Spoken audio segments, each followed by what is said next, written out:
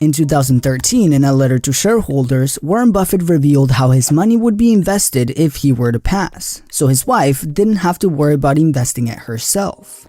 To the surprise of everyone, his investment strategy was extremely simple. His trustee was instructed to use a simple 90-10 asset allocation strategy, where 90% of the money would be invested in low-fee index funds like the S&P 500 and 10% of the money would go to short-term government bonds.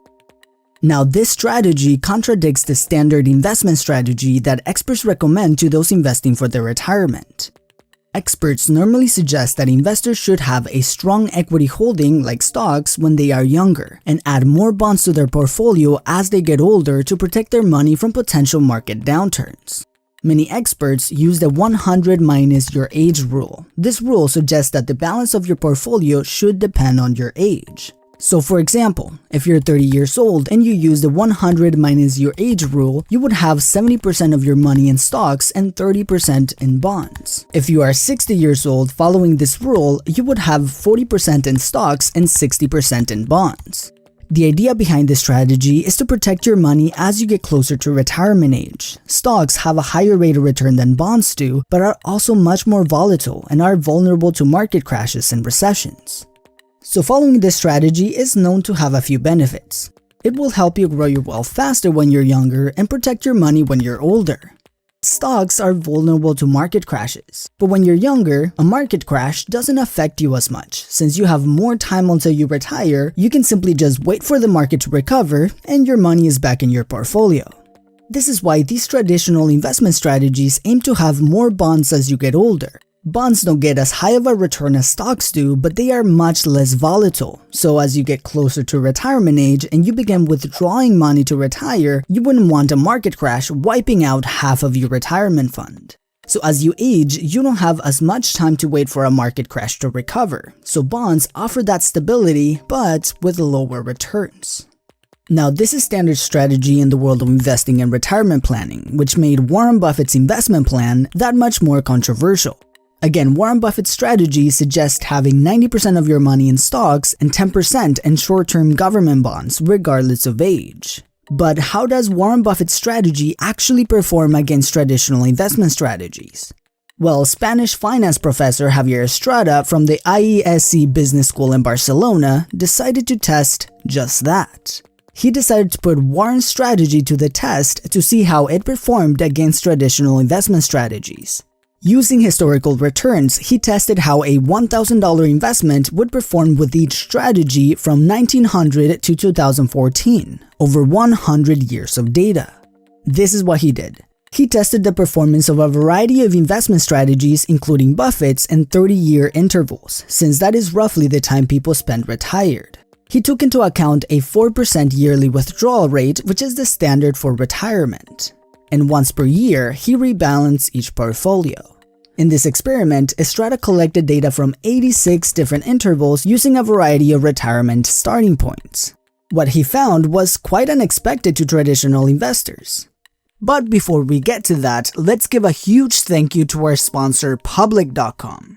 Public is an investment platform that helps people be better investors. On Public, you can invest in stocks, ETFs, and over 30 different crypto from Bitcoin to Shiba Inu to ApeCoin. Public also stands out with their community feature. Given that the market is going through a lot of turbulence at the moment, I like that on Public they have an interactive social community where I can share ideas and chat with millions of other investors, creators, and analysts. You can actually follow me at the Betterment Project or many other investors in the app to see what trends they follow. Public also holds regular live town halls, where you can ask business leaders questions and see them respond directly to you in real time in the app. And the best part is, when you sign up at public.com/The Betterment Project or click on the first link in the description of this video and make a deposit, you get a free stock with a value between $3,000 and $1,000. You see, Public puts their investors first. They don't sell your trades to market makers or take money from payment for order flow. So again, make sure to go to public.com/The Betterment Project or head down to the first link in the description of this video to get your stock worth between $3,000 and $1,000. You can see the full disclosure down below. Now let's get back to see how Warren Buffett's strategy performed against traditional investment strategies.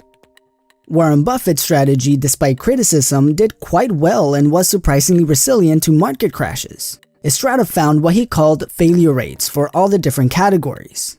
Failure rate simply means that the retiree ran out of money before the 30-year cycle ended.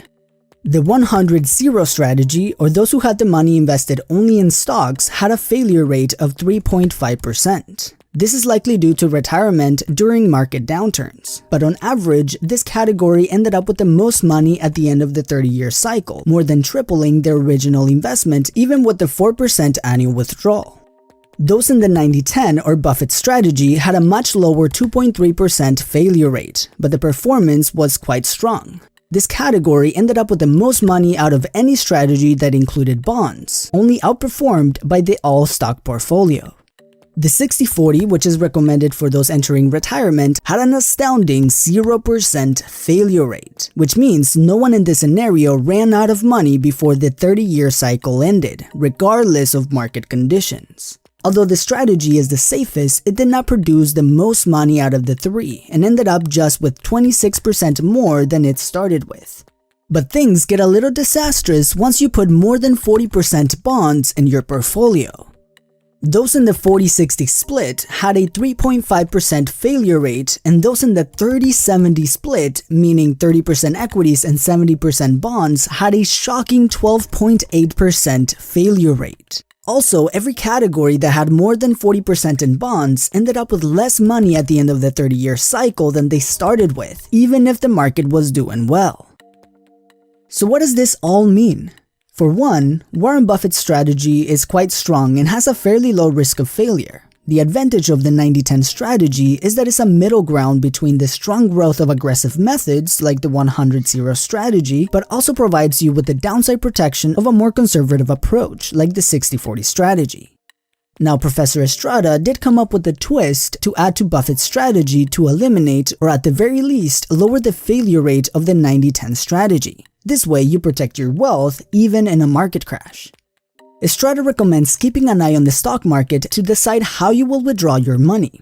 He says that if the stock side of your portfolio performed well over the last year, you can take out your normal 4% withdrawal out of the stock side of your portfolio and then rebalance your portfolio back to the 90-10 ratio. But if the stock did not perform well, you should take your money from the bond side. This is because when stocks are down, you want to hold on to them instead of selling them so you can give them time to recover in value. If this happens, Estrada recommends not rebalancing your portfolio until the following year to allow time for your stocks to grow back in value and take advantage of future stock growth. But what do you think? Would you rather have more profits with more risk or less profits with more safety? Let me know in the comments. And as always, thank you for watching, and I will see you in the next video.